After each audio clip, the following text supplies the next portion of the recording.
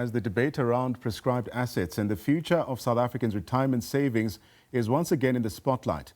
The issue resurfaced during the 70th anniversary celebrations of the South African Local Authorities Trade Union, where Labour leaders reflected on the role retirement funds could play in supporting economic growth and infrastructure development. The concept of prescribed assets has long divided opinion, but supporters argue that pension fund investments can help finance strategic national projects and also create jobs, while critics warn that any compulsory investment of workers' savings must prioritize strong governance, transparency and competitive returns. The discussions come as South Africa continues to grapple with sluggish economic growth, a high unemployment rate, as well as mounting infrastructure needs, raising difficult questions about how to mobilize domestic capital without compromising workers' retirement security. Joining us now is Matthew Parks, who's a parliamentary coordinator at Cosatu. Matthew, thanks a lot for joining us and welcome to SA Today this afternoon. So you prescribed assets remain that one of the most debated economic policy issues in the country right now. Let's talk about this. I mean, what exactly are prescribed assets and why has this discussion resurfaced now? Good afternoon. Thank you for having us.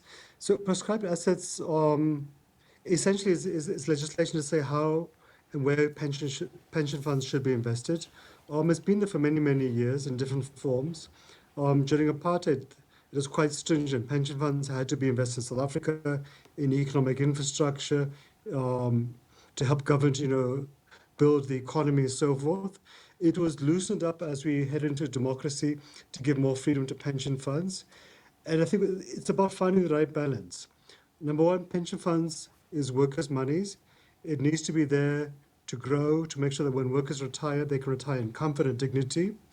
But you have prescribed assets in South Africa's legislation and across the world to say, can we also utilize these funds to help create jobs, to help grow the economy, to help support essential economic infrastructure, which will actually help unlock economic growth, create opportunities to create more jobs. So you have to find the right balance. You can't tell pension funds to invest in investments which won't make economic sense, which won't benefit the pension funds themselves or create jobs. So find the right balance. The last time the amendments were amended, or the regulation was amended, Regulation 28, was just before we went into COVID-19, the lockdown 2020.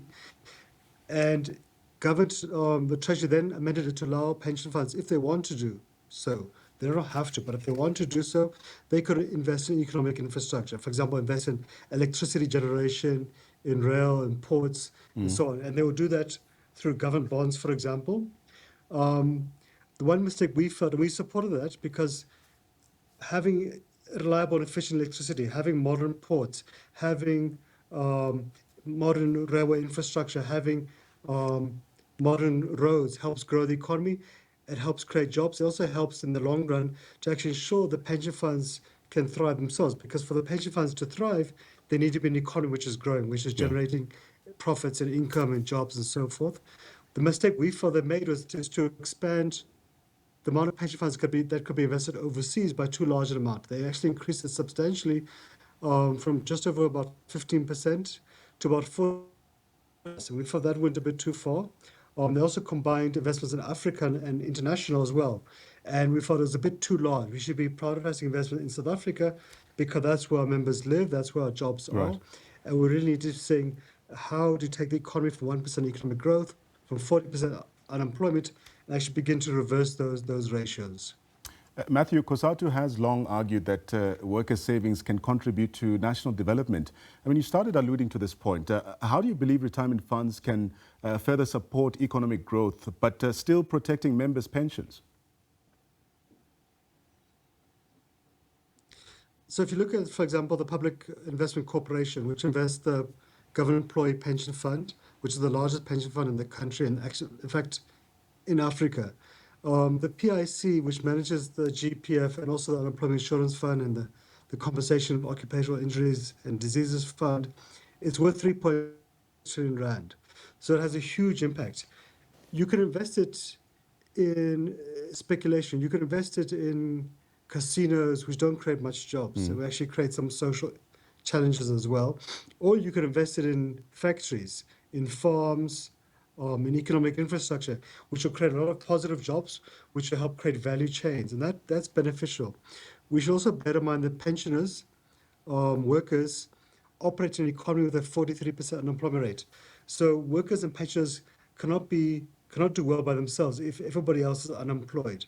You see this trend on pensioners who are going to retirement, having to support their own children who are unemployed, their grandchildren who can't find work, siblings who don't have pensions. So the more we can create a thriving economy, the more jobs we can create, the less pressure there is upon workers and pensioners to support unemployed relatives.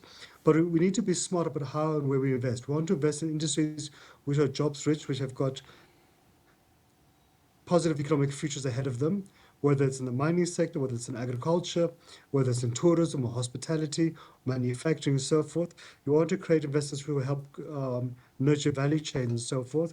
But they have to make a return on investments because, number one, the fiduciary duty of a pension fund, be it the GPF, be it a private sector pension fund or a retirement annuity and so on, is to ensure that those pensioners, when they retire, that they are taken care of. They can retire in comfort and dignity, that they don't retire in poverty.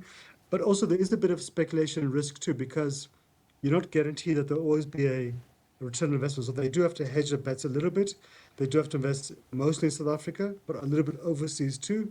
They have to invest in infrastructure, which grows the economy, but also to invest on the stock market. So it is a bit of a balancing act, but we need to say how to use our greatest tool, which is the pension funds, to grow the economy, to create jobs. Matthew, very quickly, if you may, we have just under a minute left, but many South Africans fear that prescribed assets could amount to government directing pension funds into underperforming or risky investments. How do you respond to those concerns very quickly? No, those concerns are valid. That's why we have to get the balance. So if you look at the Regulation 28, it doesn't say you must invest your fund in this type of investment. It gives a broad mandate.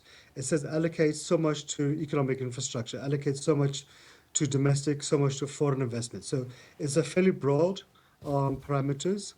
You're not compelled to invest in this specific investment. So you have the right to choose, and that is the correct balance to be achieved.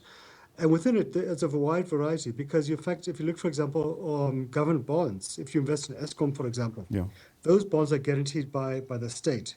They actually perform better than many investments in the private sector where you don't have a guarantee. But it is a correct fear to have. We must always make sure we have checks and balances and we don't overexpose to one type of investment. We need to find there's a healthy spread so that if there is a challenge in one particular type of investment, you are protected overall.